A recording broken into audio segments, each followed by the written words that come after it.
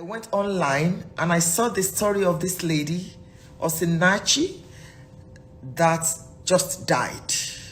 And the woman in me, the mother in me, the big sister in me jumped on this call. Thank you, you can hear me, thank you. And that's what I want us to quickly talk about. Now, I've never met this lady. Thank you, everybody. Good evening. I'm sending love back to you. Thank you so very much. I said I just finished preaching and I checked online and I found this story of this lady that composed Ekweme, You Are the Living God. Oh. That song was a hit. That song blessed us and is still blessing us. And while I was on NHN's page, I saw that she died in an abusive relationship. What?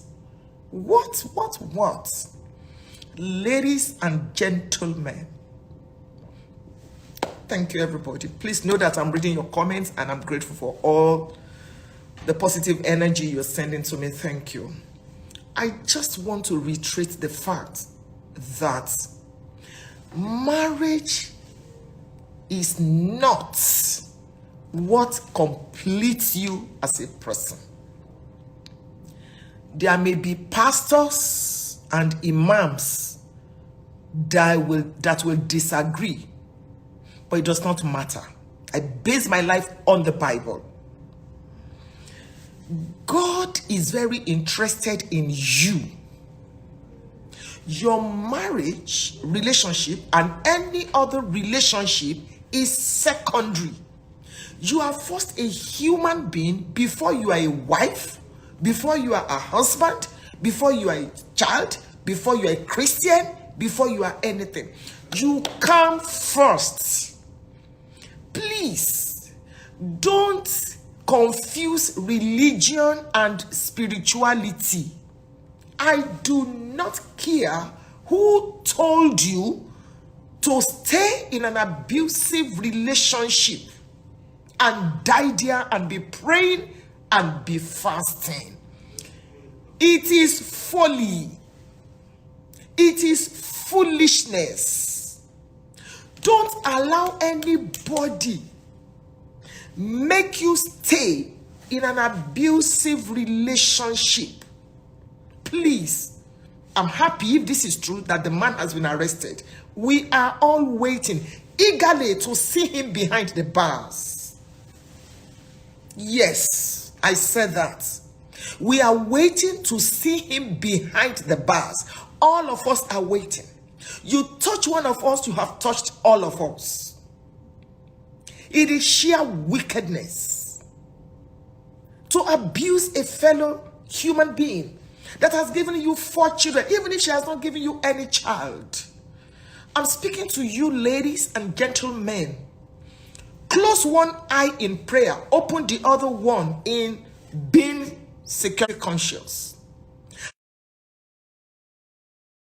Single person, please, somebody slapped you while you are dating the person will kill you after marriage. Somebody is abusing you psychologically, emotionally, while you are dating the person, and you still want to go into marriage because culture makes you feel that if you are not married, you are not complete. Lie. Blatant lie from hell. Love yourself. You are primary to you. Every other relationship is secondary. Your pastor, your imam, your GO, your bishop, your founder, your babalawo, in case you have a relationship with one babalawo somewhere. Whoever is a spiritual authority over your life comes secondary. Secondary. Quote me. Don't let anybody tell you that because that person is your pastor, you must stay in an abusive relationship. The man is beating you and then you just... The Bible says in Proverbs chapter 4, you know that one. Wisdom is the principal thing. Therefore, get wisdom. And with all thy getting, get understanding. is there in Proverbs 4:7. Get understanding. They say love is blind. I always tell you that love may be blind, but marriage is the eye opener. Let me analyze a few things, and then I'll make one or two of you. I'll let you, share your opinion with me. Number one, as a woman, please be economically empowered. Have your own. Parents, raise your girls to have their own. I have counseled with too many people, and you will hear these women say, there is nothing, I don't have anything. It's the man that pays the school fees. It's the man that has bought me a car. It's the man. That's silly. That is very silly. Do something with your life. I'm a full-time minister of the gospel, and I'm a full-time businesswoman. All of you know that. Same thing with my husband. If you see my husband on the farm, you'll be shocked that he's a bishop. We've been in business before we came into ministry. The Proverbs 31 woman was into real estate. She was into agriculture. She was into design, fabric, this. She considers a field and she buyeth it. That's what the Bible says. I notice that is the starting point. Do something with your life. So that, because every human being is a psychologist, so that your life, the totality of your life, will not be dependent on the man or the woman. It is so sad. The mother in me cried today. How can that young lady just die like that because of one useless man? Useless man. And before you know what is happening now, if they release him from prison, he will go and remarry. What about those children? Can anybody ever be like their mother? Don't die before you ask for help.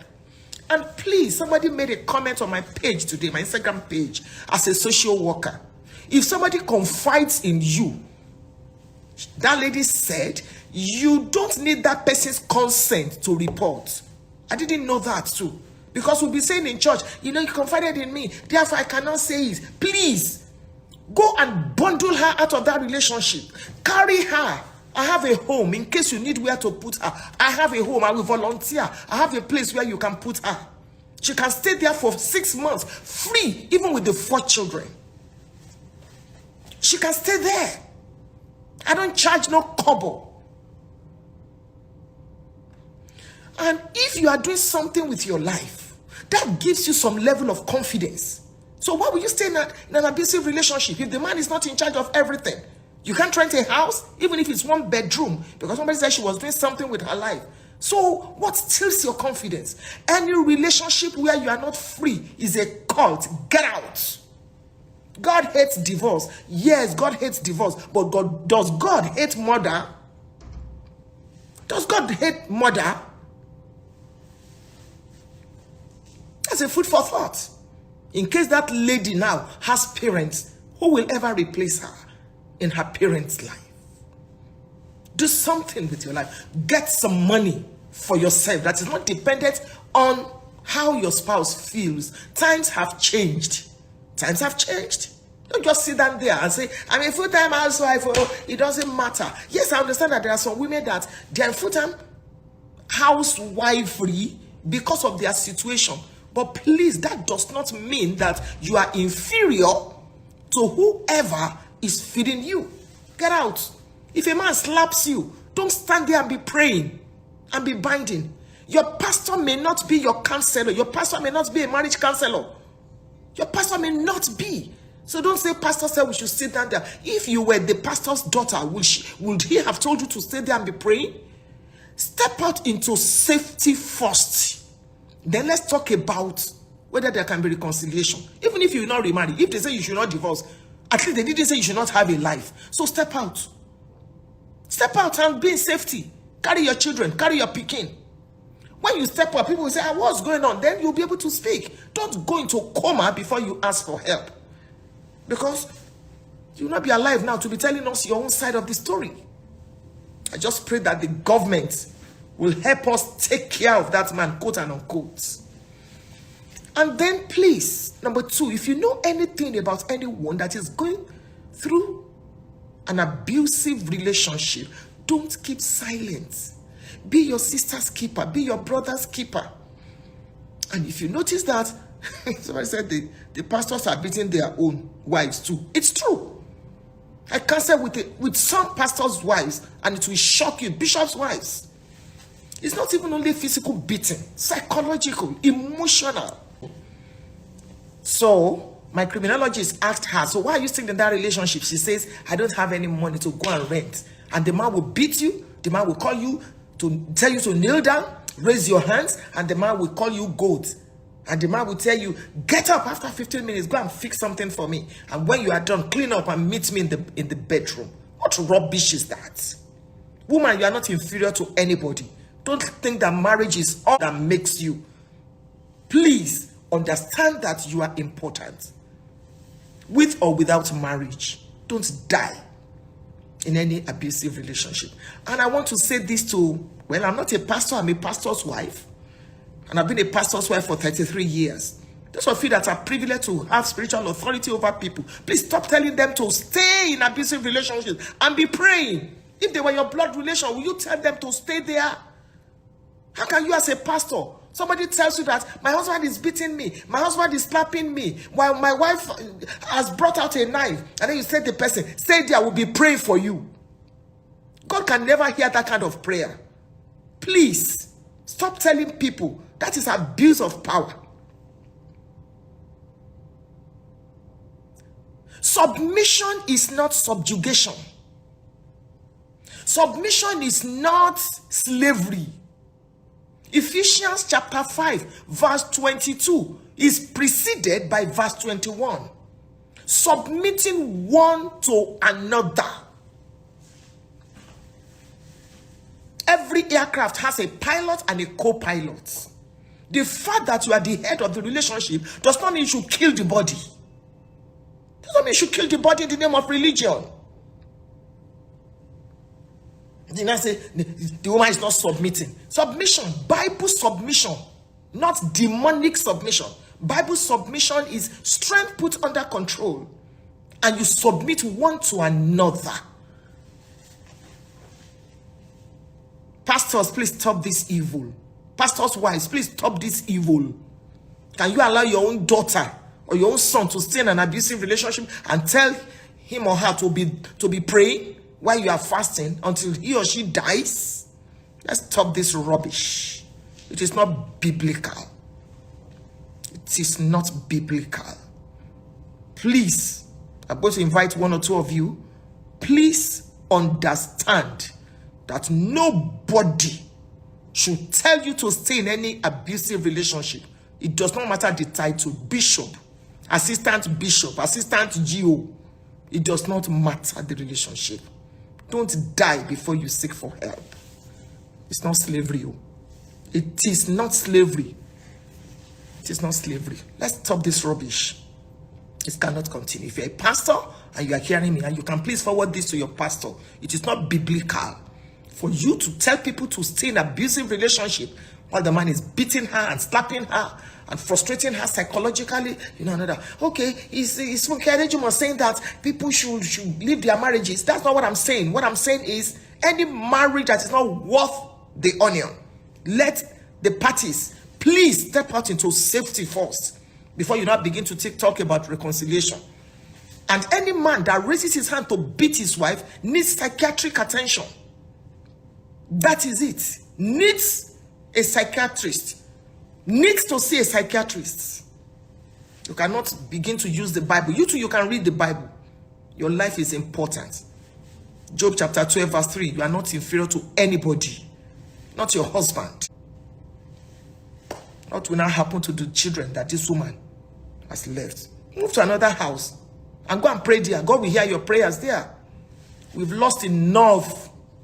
Please, let's stop this.